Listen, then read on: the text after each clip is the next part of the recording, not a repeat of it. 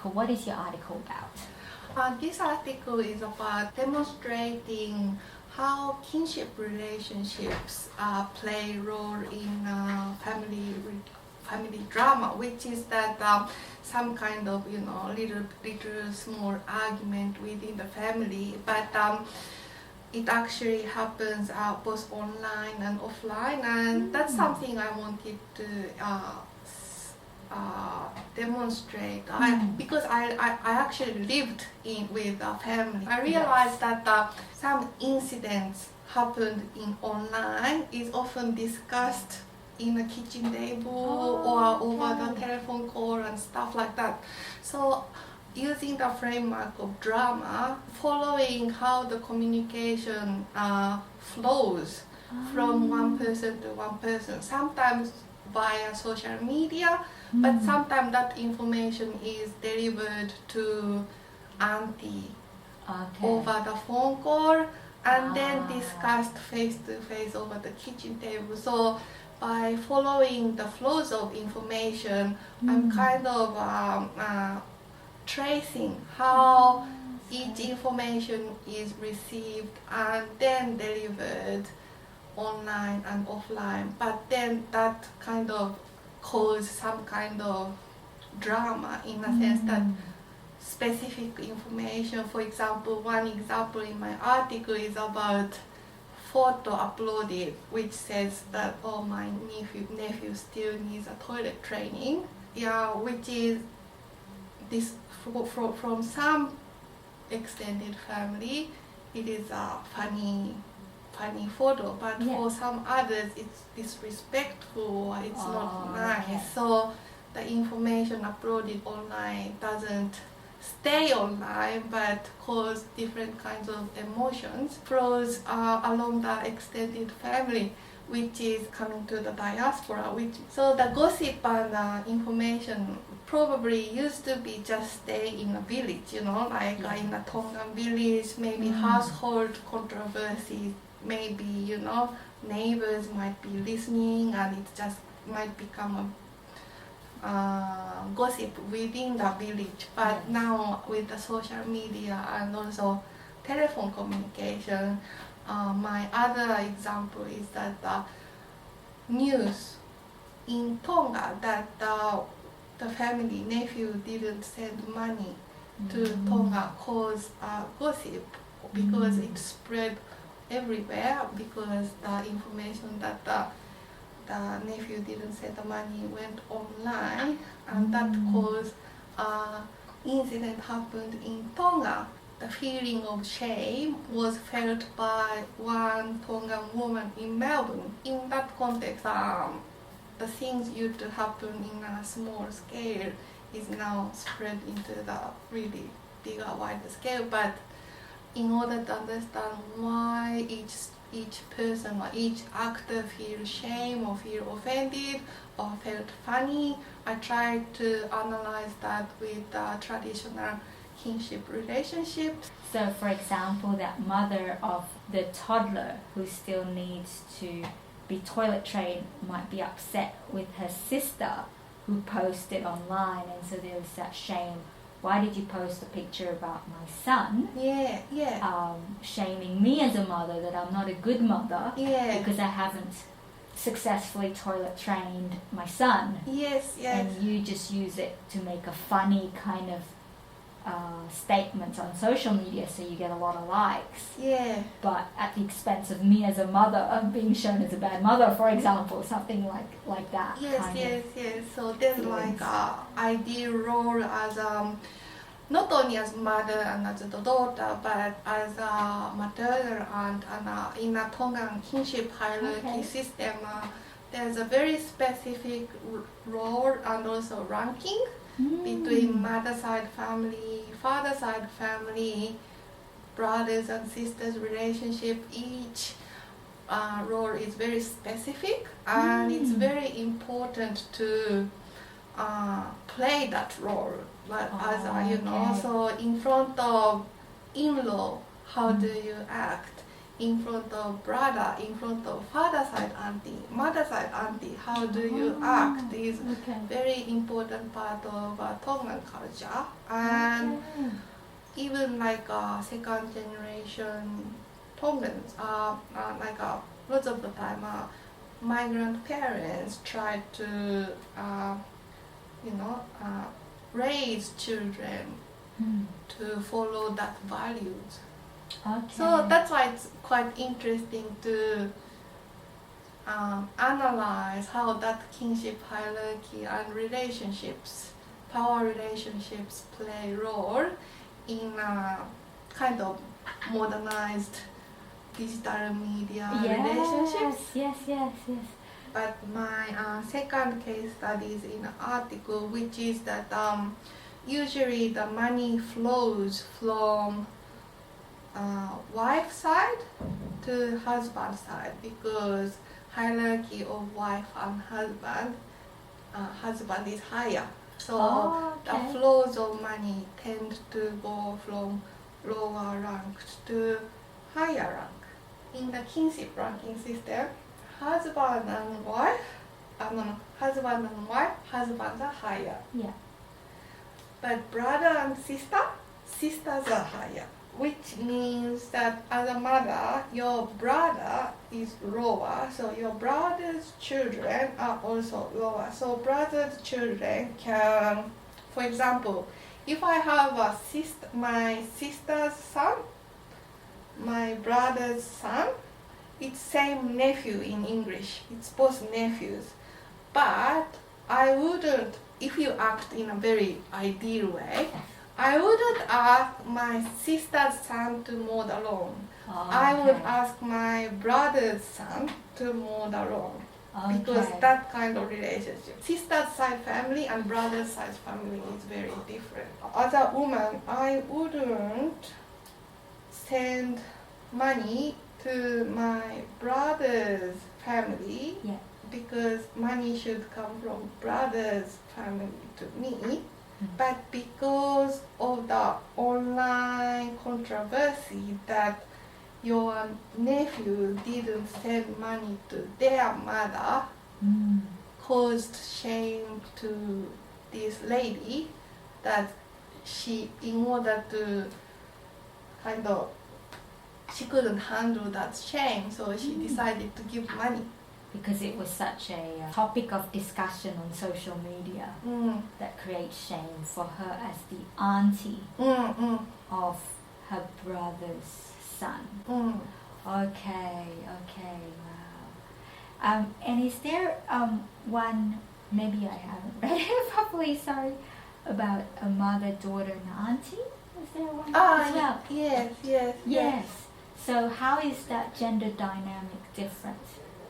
Okay, so your father's sister ranks higher, but your mother's sister is mother. So in Tongan language, mother is fa'e, and mother's sister is fa'e too. The same? Exactly the same. So you have a mother-daughter like relationship. And also with the first cousin too, like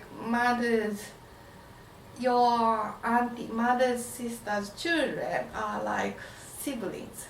Okay. Because you share the same mothers. Oh, wow. So when I say mother's daughter's relationship, it kind of includes like aunties too, because that's mother too. Wow. I mean mother's sister. Yes. So the in one case that the first case is that the person who uploaded that toilet training photo, that girl's mother doesn't use social media. Okay. But she was told off by auntie, mother's sister, because it's like a mother-daughter relationship. But she was upset because mother's sister told her off online, not in a private conversation, but used a public wall to... Oh, it was a public post as well. Yeah. To everyone in her friendship group on Facebook or something? On a billboard, yeah. On a billboard. Oh wow. Yeah, okay. So everyone can see it. Yeah, that's why so the thing is, so the girl was not offended that auntie tell you, because she knows that she's the right person to, you know, to tell off. Yes. But she was kind of upset with the method, you know. She could have said in person, or she could use the phone call, or it kind of like little bit touched on polymedia maybe, but it's about the method and like an etiquette, you know. But then I think I used one example in Tonga, where I think that's father publicly beat daughter in a village to make sure everyone knows that he has the higher rank and he has the kind of rights to discipline your children, your daughter. So in that context, you know, publicly reprimand someone might be from the mother's point of view, auntie's point of view, it's kind of okay, because you know you are entitled to, you know, to do that, because there are offline examples where you would publicly reprimand someone in the middle of the village, or everyone can see you do it in front of the house.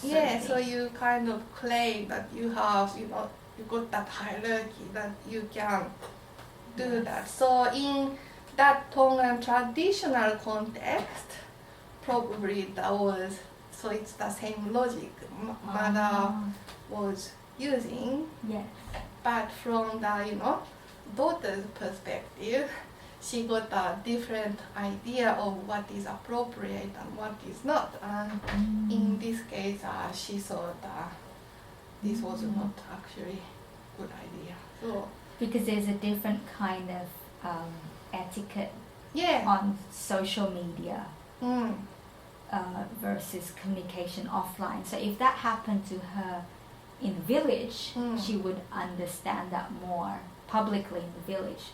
Then on social media, she thought there were different values associated with social media. I guess she might, because she's a second generation woman, she might be upset even in Tonga, like public punishment. I don't think, I never interviewed about that, so, but I wouldn't go that far, but it's just more like, so I just want to say that it's, my understanding is limited in a sense that maybe what mothers thought and what children thought would be different, but I'm not sure, because I'm not sure to what extent she is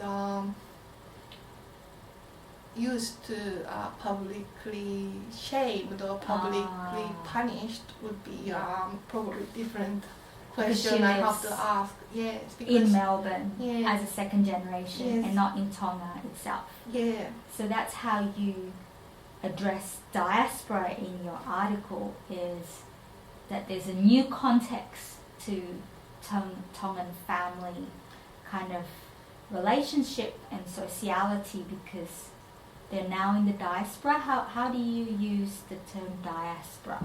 So Tongan people migrated to Australia or New Zealand or America since the 60s. So now there are more Tongan people overseas than Tongans in Tonga. So Tongans are spread all over the world, but they have a very strong kinship network and still keep that kind of very extended sociality.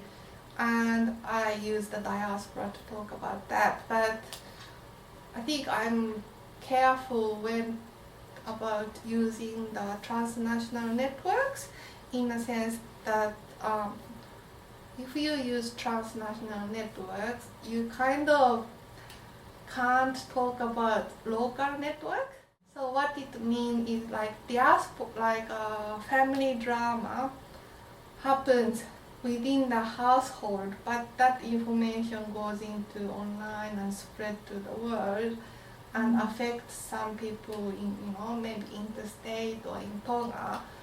But it's not necessarily just limited to transnational network. It's including all kind of relationships, including face-to-face